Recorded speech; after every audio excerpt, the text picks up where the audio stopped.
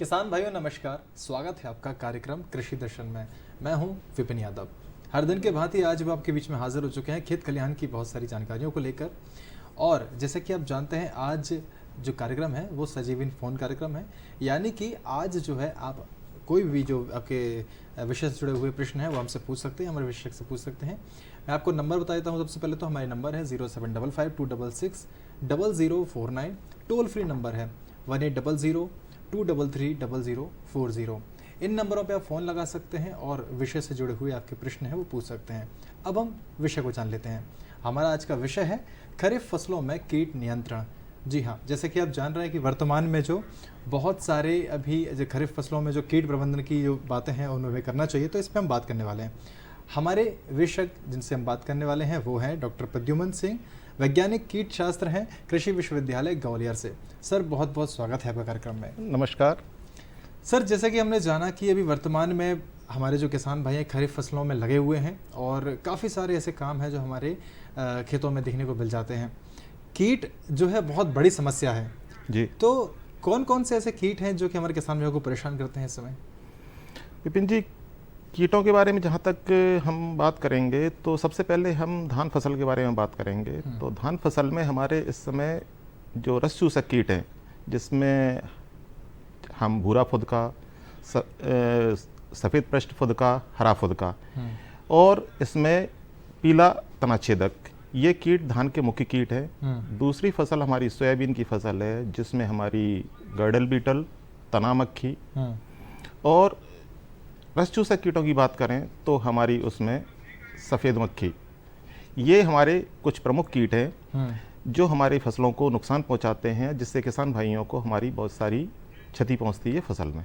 जी, तो जैसे कि जान रहे हैं, हम स्क्रीन पे भी देख पा रहे हैं जो हमारे जो कीट हैं वो किस तरीके से नुकसान पहुंचा रहे हैं हमारी फसलों को। धान की बात कर रहे हैं सर हम, तो धान में मुख्य रूप से कौन कौन से ऐसे कीट हैं जो परेशान करते हैं और किसान भाई उसको कैसे पहचान सके, क्योंकि पहचान बहुत ज़रूरी है। कीट तो बहुत सारे लग रहे हैं, प्रबंधन में हम बहुत सारे कार्य करते हैं, उस पर बात करेंगे हम। तो धान पे ऐसे कौन कौन से कीट हैं जो मुख्य रूप से परेशान करते हैं और उनकी पहचान हम किस किस प्रकार कर सकते हैं?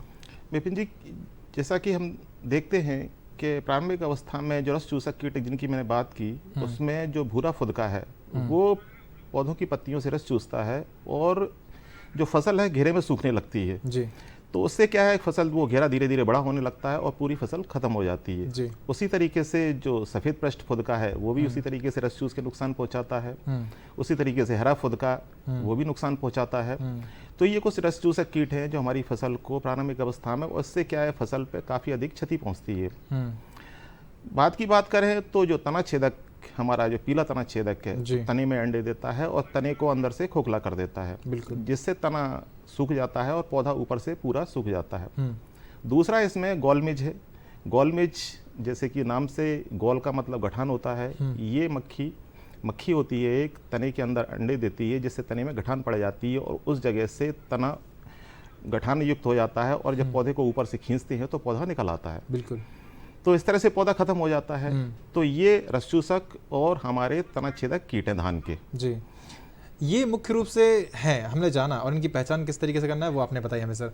सर, एक मुख्य बात यहाँ भी आती है कि जैसे कि अभी धान बहुत सारे किसान भाइयों ने लगाई है, अब किस अवस्था में आते हैं, कितने समय बाद आते हैं और कब हमारे किसान भाइयों को ये परेशान करते हैं? विपिन जी, जैसे कि हमारी फसल जब 30 दिन की हो जाती है उस समय ये आना शुरू होते हैं और उसके बाद 30 दिन के बाद फिर तनाछेदकों का आक्रमण होना शुरू होता है।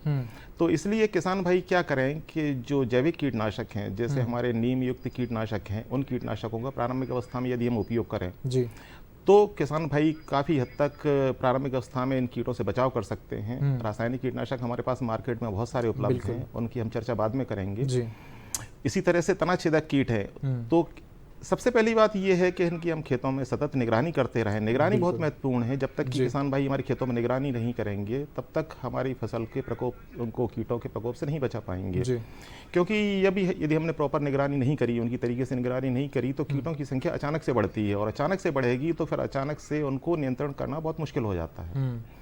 तो इसलिए उनका सतत निगरानी करना और देखना कि उनकी संख्या एक प्रति वर्ग मीटर क्षेत्र में संख्या से अधिक नहीं हो, क्योंकि आर्थिक क्षति स्तर एक हमारी भाषा में कहा जाता है आर्थिक क्षति स्तर के, जब कीटों की संख्या उस क्षति स्तर से ऊपर निकलती है तो फसल को आर्थिक रूप से क्षति पहुंचती है। यदि संख्या कीटों की उससे कम रहती है तो हमें वहाँ पर उनकी आवश्यकता की उतनी ज़्यादा जरूरत नहीं होती नियंत्रण करने की।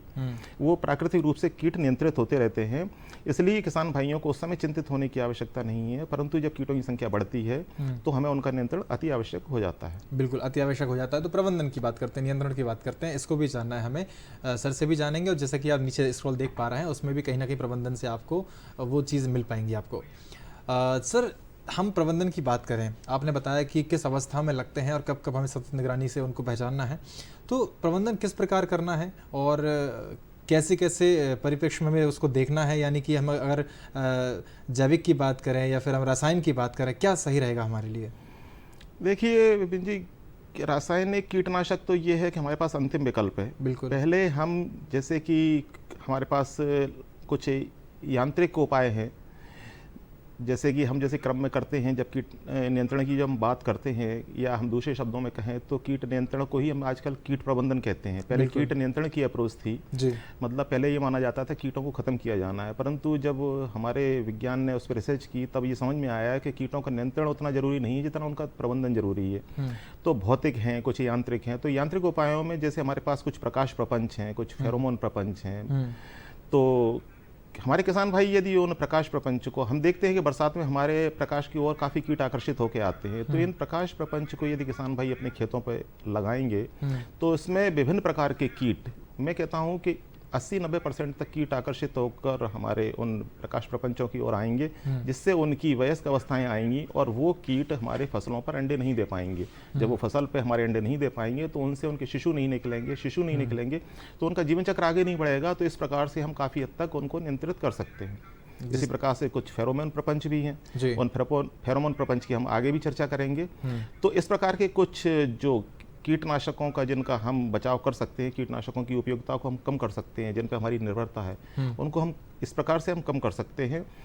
और कुछ जो इल्लियों के लिए हमारे जो कीटनाशक हैं, जैविक कीटनाशक हैं, जब हम आगे सोयाबीन की चर्चा करेंगे तो उसमें भी हम बताएंगे।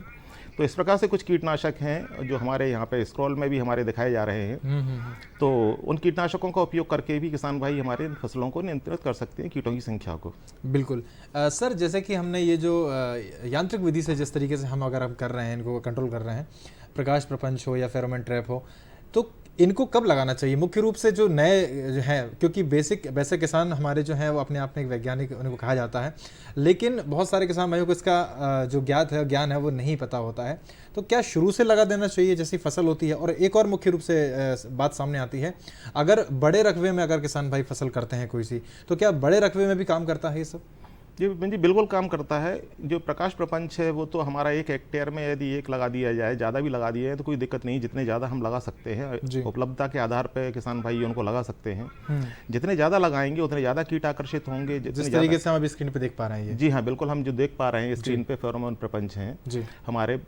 तो फेरोमोन प्रपंच और प्रकाश प्रपंच में मैं थोड़ा सा अंतर करना चाहूँगा। प्रकाश प्रपंच सभी प्रकार के कीटों के लिए उपयोग किया जाता है, पर फेरोमोन प्रपंच है, इसको हिंदी में यौन प्रपंच भी कहा जाता है, ये कीट विशेष के लिए उपयोगी होता है। जैसे यदि हम तंबाकू इल्ली को नियंत्रित कर रहे हैं या चना इल्ली को नियंत्रित कर रहे हैं तो इसके विभिन्न प्रकार के मार्केट में कैप्सूल्स आते हैं, ल्यूर होते हैं। तो हमारे जो फेरोमोन प्रपंच हैं, ल्यूर हैं, उसमें आते हैं, उसमें मादा की गंध होती है कैप्सूल के अंदर, जिससे नर आकर्षित होकर उस प्रपंच की ओर आता है। वो ये समझता है कि मेरी मादा इस यहाँ पर है, तो वो नर मादा की ओर आकर्षित होकर आता है, जबकि मादा वहाँ होती नहीं, मादा की गंध होती है। तो नर सारे के सारे आके उस ट्रैप में फंस जाते हैं, उस प्रपंच में फंस जाते हैं, और मादा बिना नर के अंडे नहीं दे सकती। तो फसलों में जो दिए जाने वाले अंडे हैं मादा के द्वारा, वो अंडे नहीं दे पाती है, और इस प्रकार से हम मादा के द्वारा दिए जाने वाले अंडों को नियंत्रित कर सकते हैं। एक मादा, आप अंदाजा लगाइए कि एक मादा 500 से लेके 800 तक अंडे देती है।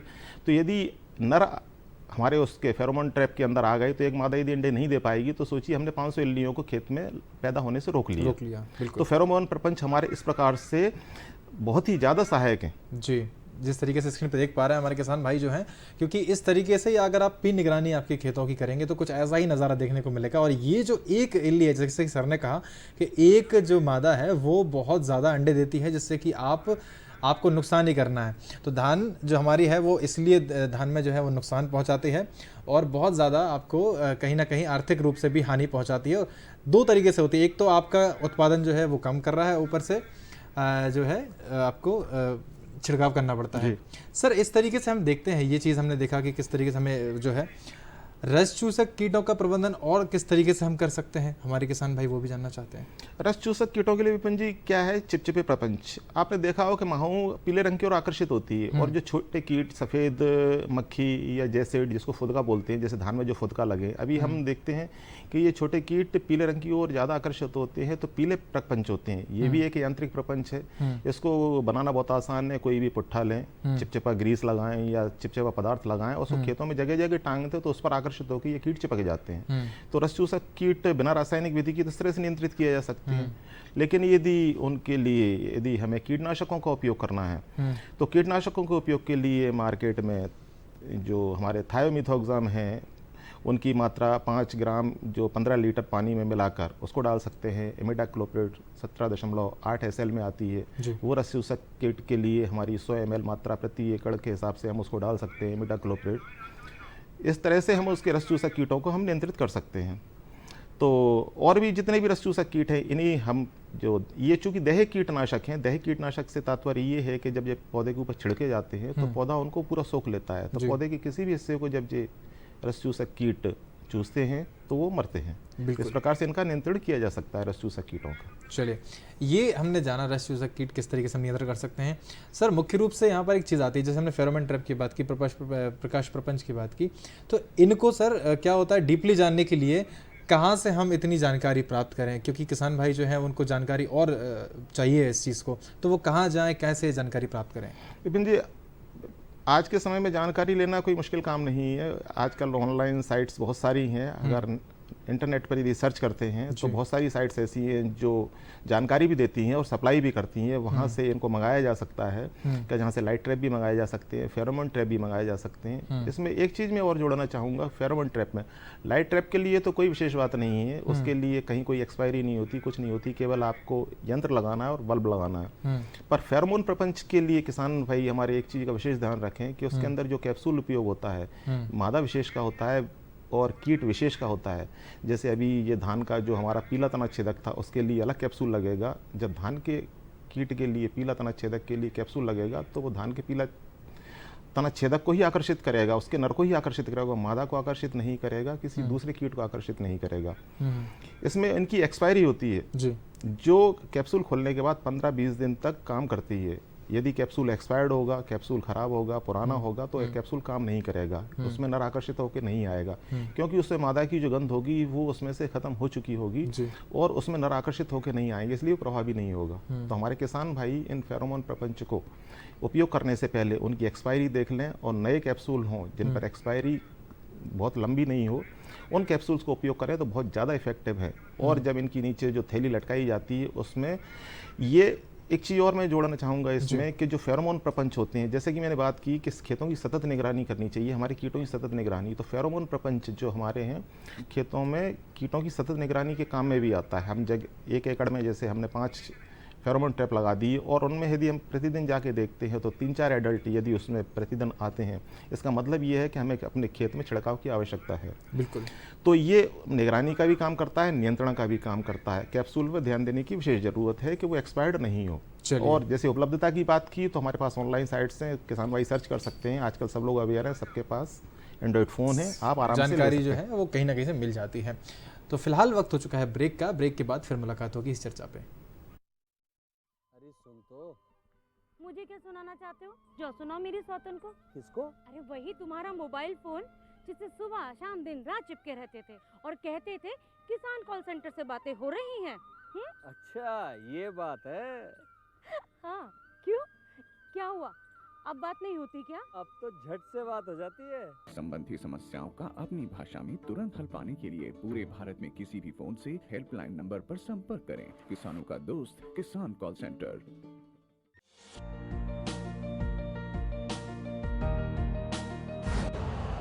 यूरिया का स्वदेशी उत्पादन 70 लाख टन बढ़ाने के लिए 6 उर्वरक संयंत्रों का उद्धार किया जा रहा है।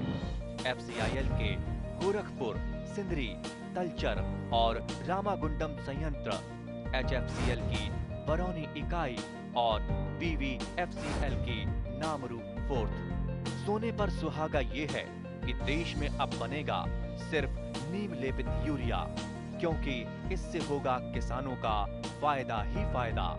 अनाज का उत्पादन 10% तक बढ़ेगा, बढ़ेगी 10 से 15% नाइट्रोजन क्षमता।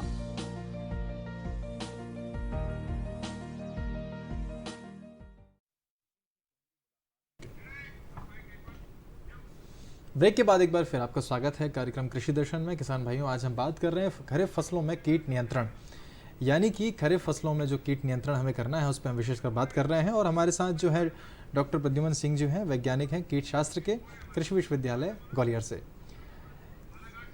एक कॉलर हमारे साथ जुड़ चुके हैं, बालाघाट से हैं गोविंद जी। स्वागत है आपका गोविंद जी कार्यक्रम कृषि दर्शन में।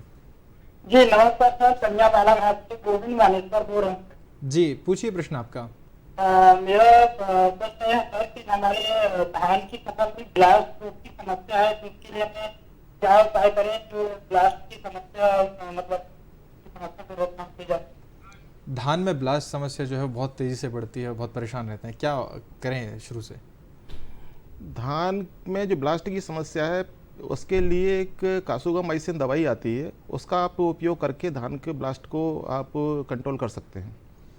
तो धान ब्लास्ट वाकई में बहुत दिक्कत वाली चीज़ें हैं। तो हम धान पे बहुत रूप से बात कर चुके हैं, ब्रेक से पहले भी धान पे बात की, और निश्चित रूप से हमने सारी जो चीज़ें हैं वो हमने कवर किया है। और आप गोविंद जी कृषि दर्शन देखते रहिए, क्योंकि इसमें आपको सारी चीज़ें जो है वो आपकी मिलती रहेंगी, पूरे हफ्ते भर चलता है, आपको ये जानकारियाँ जो है वो मिलती रहेंगी। सर अब हम आगे बढ़ते हैं हमारे कार्यक्रम की ओर, और हमारे जो धान के बाद में मुख्य फसल जो आती है वो सोयाबीन है, क्योंकि मध्य प्रदेश को जो है सोयाबीन में पीला कटोरा भी कहा जाता है। सोयाबीन के बारे में बात करें सर, कीटों की बात करें तो सोयाबीन में कौन कौन से ऐसे कीट लगते हैं मुख्य रूप से जो कि हमारे नुकसान पहुंचाते हैं फसल को? विपिन जी, सोयाबीन के जो दो मुख्य कीट हैं, तना छेदक कीटों की बात करें तो सोयाबीन का जो गर्डल बीटल है, जिसको रिंग कटर किसान आम बोलचाल की भाषा में बोलते हैं, ये कीट सोयाबीन का सबसे मुख्य कीट है और सोयाबीन को काफ़ी अधिक मात्रा में नुकसान पहुंचाता है। ये गर्डल बीटल तने में रिंग बनाता है जिससे तना ऊपर सूख जाता है। इसकी पहचान ये है कि जब खेत में जाके हम देखेंगे तो ब्रांचेस सूखी हुई मिलेंगी, शाखाएं सूखी हुई मिलेंगी, लटकती हुई मिलेंगी। ये उसमें 3 छेद बना के उसमें अंडे देता है। उसके बाद ये तने में बोर करता हुआ, उसको खाता हुआ तने को अंदर से खोखला कर देता है। जब तने को हम चीर के देखते हैं इस तरह के, तो अंदर हमें उसमें पीले रंग की इल्ली दिखाई देती है। तो इस तरह से ये गर्डल बीटल हमारा इसको नुकसान पहुंचाता है। दूसरा कीट है तना मक्खी। तना मक्खी भी तने में छेद करके अंडे देती है और ये भी तने को खोखला करके और उसके पौधे को नुकसान पहुंचाती है। तो ये 2 मुख्य कीट इसके हैं, सोयाबीन के। इसके अलावा तम्बाकू इल्ली, ये भी इसमें काफ़ी हद तक क्षति पहुंचाती है। ये पत्तियों को खाने वाला कीट है जो सोयाबीन की पत्तियों को खाकर काफ़ी अधिक मात्रा में नुकसान पहुंचाती है। जैसे हमने कुछ वर्ष पूर्व देखा था कि एक बार इस इल्ली ने इतना अधिक नुकसान पहुंचाया था कि ये सड़कों पर आ गई थी। तो जैसा कि मैं बात कर रहा हूं कि सतत निगरानी करना इसकी बहुत जरूरी है। हमारे किसान भाई देख पा रहे हैं, स्क्रीन पे देख पा रहे हैं ये चीज़ें। तो इस तम्बाकू इल्ली का नियंत्रण करना भी बहुत ज़रूरी है। इसके अलावा जो रस चूसक कीट की बात करें तो चौथा जो इसका महत्वपूर्ण कीट है वो है सफ़ेद मक्खी जी। तो ये इसके 4 मुख्य कीट हैं जो सोयाबीन की फसल को काफ़ी अधिक मात्रा में नुकसान पहुंचाते हैं। तो इस तरह से किसान इसके द्वारा होने वाले नुकसान के लिए खेतों में निगरानी करता रहा है और प्रारंभिक अवस्था से यदि इनके लिए उपाय करता रहेगा तो इनके भविष्य में होने वाले नुकसान से बचा जा सकता है। बिल्कुल, तो ये उपाय की ही बात करें, क्योंकि पहचान तो हमने कर ली है किस तरीके से हमारे किसान भाई जो हैं अपने खेतों में अपनी जो कीट हैं वो उनकी पहचान कर सकते हैं। एक बार फिर हम अब स्क्रीन पर देख पा रहे हैं कि किस तरीके से हमारे जो कीट हैं ये हमारे किसान भाई को परेशान करते हैं। सर जैसे हम देख पा रहे हैं ये कीटों का जो अभी विवरण दिया आपने वही है जी। तो ये किसान भाई ये जो कीट है और इस अवस्था में हमारे जो फसल है उसको नुकसान पहुंचाते हैं, ये आप खेतों से लेकर आए हैं, आपने मेहनत की है और वहाँ पे अपने इनकी पहचान दिलवाई है, हमारे किसान भाइयों को देख पा रहे हैं। वो इनके जो है नियंत्रण की बात करें तो इनके नियंत्रण के लिए जी क्लोरेंट्रानिलिप्रोल एक दवाई आती है जिसकी 60 ml मात्रा प्रति एकड़ के हिसाब से किसान भाई डाल के इसको नियंत्रित कर सकते हैं। इंडोक्साकार्ब 15.8 % में जो दवाई आती है उसका 200 ml प्रति एकड़ के हिसाब से डाल के भी छिड़काव कर सकते हैं। एक फ्लूबेंडाइएमाइड दवाई आती है जिसका 20 ml प्रति एकड़ की दर से डाल के, ये कुछ 2-3 दवाइयाँ हैं, इनका डाल के हम, ये तम्बाकू की इल्ली है, इसका भी इन्हीं दवाइयों से आपका उपचार हो सकता है, क्योंकि ये दवाई हमारी तना छेदक, पत्ती भक्षक, उन सब पे कारगर है। इसलिए किसान भाई इन इल्लियों का आसानी से नियंत्रण कर सकते हैं। तना छेदक के कीट के लिए भी ये काफ़ी अधिक प्रभावी है, और तम्बाकू इल्ली के लिए जैसे मैंने बताया था फेरोमोन ट्रैप, तो फेरोमोन ट्रैप में जैसे स्पोडोल्यूर आता है, स्पोडोल्यूर के यदि हम लगा दिया जाए उसको, तो स्पोडोल्यूर तम्बाकू इल्ली को काफ़ी हद तक नियंत्रित करता है, और खेतों में जगह जगह लगाने से इस तम्बाकू इल्ली, जिसको अंग्रेजी में स्पोडोप्टेरा लेटूरा बोलते हैं, इसका स्पोडोल्यूर कैप्सूल आता है, उसको लगाने से इसको प्रारंभिक अवस्था में ही नियंत्रित किया जा सकता है, और फसल को काफ़ी अधिक मात्रा में नुकसान होने से बचाया जा सकता है। बिल्कुल, तो फसल को तो बचाना ही है हमें, और किस तरीके से बचाना है इसके बारे में हमने जाना। एक और चीज़ है सर यहाँ पर, जैसे कि काफ़ी दिनों से हमें देखा, विगत वर्षों से देखते आ रहे हैं कि सोयाबीन और मूंग की बात कर लेते हैं हम यहाँ पर, उड़द की बात कर लेते हैं, तो इसमें पीला मोज़ेक वायरस जी, ये बहुत तेज़ी से फैल रहा है। मुख्य रूप से सोयाबीन को तो बहुत ज़्यादा नुकसान पहुंचा रहा है, तो इसको किस तरीके से रोक सकते हैं हम, और इसका कैसे हम लोग इसका समाधान कर सकते हैं? जैसा कि मैंने पहले कहा कि ये जो सफ़ेद मक्खी, जो रस चूसक कीट है, एक सब प्रमुख कारण है जी, चाहे सोयाबीन हो, चाहे मूंग हो, चाहे उड़द हो। ये मक्खी खुद तो उतना नुकसान नहीं करती है जितना ये वाहक के रूप में काम करती है।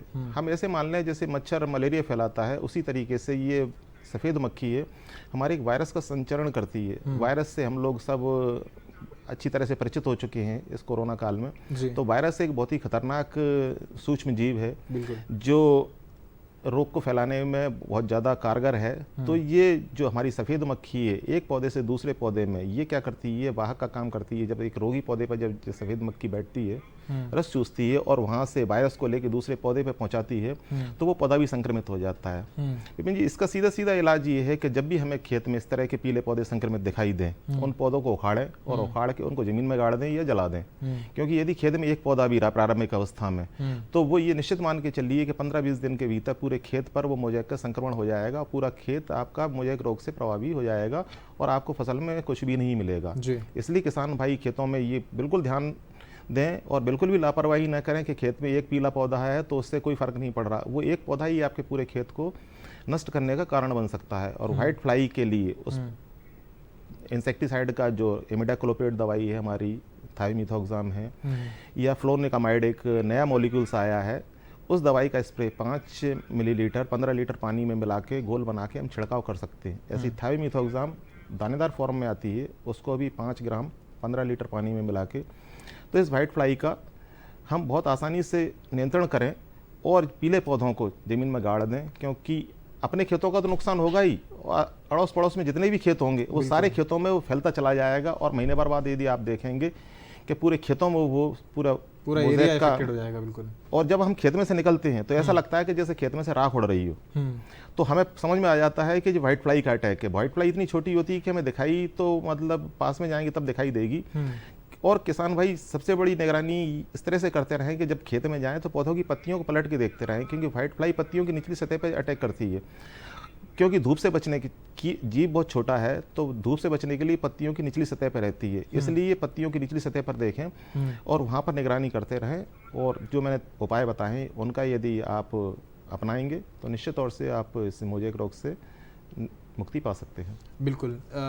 खरीफ फसलों की बात कर रहे हैं हम। खरीफ फसलों में मुख्य रूप से धान की बात की, सोयाबीन की बात की हमने, सब्जियों भी कहीं ना कहीं हमारे किसान भाई लगाते हैं बहुत सारे। तो सब्जियों में कैसे क्या कीट प्रबंधन करें? सब्जियों में जैसे मैं बात करना चाहता हूँ मिर्च की। जैसे मिर्च में क्या है कि मिर्च में चुर्रा रोग की बहुत समस्या है। जिस मिर्च में चुर्रा रोग का एकमात्र कारण है थ्रिप्स। थ्रिप्स एक, जिसको हिंदी में तेला लोग भी बोलते हैं कुछ किसान भाई। ये थ्रिप्स एक ऐसा कीट है जो फूलों के अंदर रह के रस चूसता है, और उसी से मिर्च में जो चुर्रा रोग लगता है वो मिर्च का प्रमुख रोग है जी। किसान लोग हमारे क्या करते हैं कि मिर्च पर लगातार कीटनाशकों का छिड़काव करते हैं। मिर्च तोड़ी बाजार में बेची, मिर्च तोड़ी बाजार में बेची और फिर छिड़काव किया, कंटिन्यूस छिड़काव। इससे क्या होता है कि जो जहरीली हमारी जो सब्जियां हैं बाजार में उपलब्ध होती हैं, और इससे क्या है हमारे स्वास्थ्य पे बुरा प्रभाव पड़ता है। इसलिए क्या है कि इनमें प्रारंभिक अवस्था में ही कीटनाशकों का, जैसे नीम पेस्टिसाइड, नीम कीटनाशक जो बाजार में हमारे उपलब्ध है, अब इनकी उपलब्धता बहुत अच्छी प्रकार से हो गई है।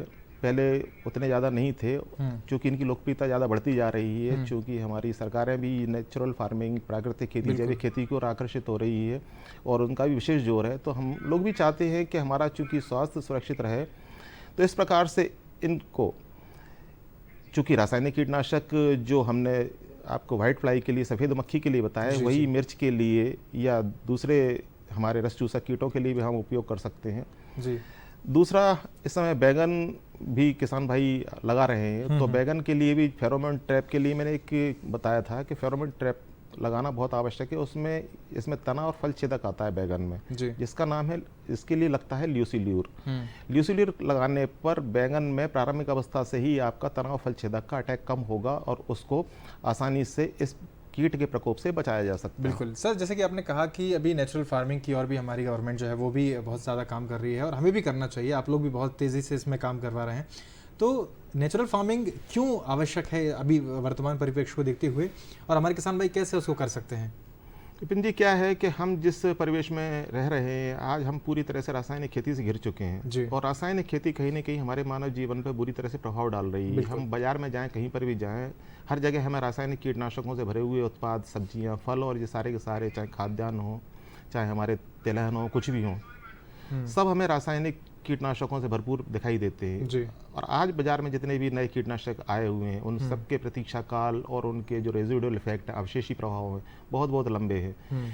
उन अवशेषी प्रभावों से कहीं ना कहीं हमारे मानव जीवन पर बहुत बुरा प्रभाव पड़ रहा है। बिल्कुल। तो इस तरह से जो विभिन्न प्रकार की बीमारियां हमारे मानव जीवन में पड़ रही हैं, उसके से बचने के लिए हमें कहीं ना कहीं इस रासायनिक खेती को हमें ब्रेक लगाना होगा और हमें नेचुरल खेती की ओर लौटना होगा। परंतु जिस जगह पर हम हैं वहाँ से लौटना इतना आसान नहीं है जी। परंतु धीरे धीरे प्रयास किए जाएं तो हम उसकी ओर मतलब कुछ हद तक सफल हो सकते हैं। बिल्कुल। तो इसी क्रम में कुछ जैविक कीटनाशक हैं, जैसे एनपीवी एक कीटनाशक है, जैसे हमने तंबाकू इल्ली की बात की, सोयाबीन में एक चना इल्ली लगती है जो बहुत सारे दुनिया के 182 पौधों पे लगती है, बहुत सारे होस्ट प्लांट हैं उसके। इनके लिए एनपीवी एक वायरस है, जैसे कि वायरस की बात हम पहले कर चुके हैं, जिस तरीके से हम स्क्रीन पे देख पा रहे हैं अभी। जी हाँ जी, एनपीवी वायरस है जी। एनपीवी वायरस एक ग्रसित इल्ली को आप देखें, इस वायरस के यदि छिड़काव किया जाए तो हमारी खेतों में जो इल्लियाँ होंगी, इल्लियाँ तो मरेंगे ही, साथ में मरने के बाद जब ये वायरस उत्पन्न होगा, इनके सूखने के बाद जो स्पोर्स होंगे खेतों में, जो भी इल्ली होंगी वो इल्लियों को ढूंढ के मारेगा। तो और इसके एक बार छिड़काव करने के बाद हमें दोबारा छिड़काव की आवश्यकता नहीं रहती। रासायनिक कीटनाशकों के में हमें बार बार छिड़काव की आवश्यकता होती है, हमें रिपीट करके हमें रासायनिक कीटनाशकों का छिड़काव करना होता है। तो और दूसरा, ये कीटों पर ही प्रभावी होता है। दूसरा, हम जो स्क्रीन पर देख पा रहे हैं ब्यूवेरिया बेसियाना, ये एक फफूंद है जी। ये फफूंद क्या करती है कि केवल कीटों के शरीर पर ही ग्रो करती है और कीटों के शरीर पर ग्रो करने के बाद कीटों को मार देती है। यदि इंसान के शरीर में चली जाए तो इंसानों के शरीर पर कोई दुष्प्रभाव नहीं होता और इनकी सर्चिंग कैपेसिटी इतनी होती है कि ये ऑटोमेटिकली जहाँ इनको इंसेक्ट मिलेंगे अपने आप ढूंढती है और अपने आप वहाँ ग्रो करती है। इस तरह के कुछ जैविक कीटनाशक हैं जिनका उपयोग करके हमारे किसान भाई रासायनिक खेती से बच सकते हैं और जैविक कीटनाशकों का उपयोग करके हमारे इस प्राकृतिक संतुलन को बनाने में काफ़ी अधिक मदद कर सकते हैं। अपना स्वास्थ्य और हमारे मनुष्य जीवन का जो भी हम लोग रह रहे हैं इस इकोसिस्टम में, उन सबके स्वास्थ्य के प्रति अपना कर्तव्य निर्वहन कर सकते हैं। बिल्कुल, तो ये बहुत ज़रूरी है कि सर बहुत बहुत धन्यवाद आपका, हमारे किसान भाइयों को इतनी महत्वपूर्ण जानकारियाँ दी। किसान भाइयों, अब वक्त चुका है आपसे विदा लेने का, अगले अंक में फिर मुलाकात होगी। तब तक के लिए आप स्वस्थ रहिए, सुरक्षित रहिए, बने रहिए। नमस्कार। नमस्कार।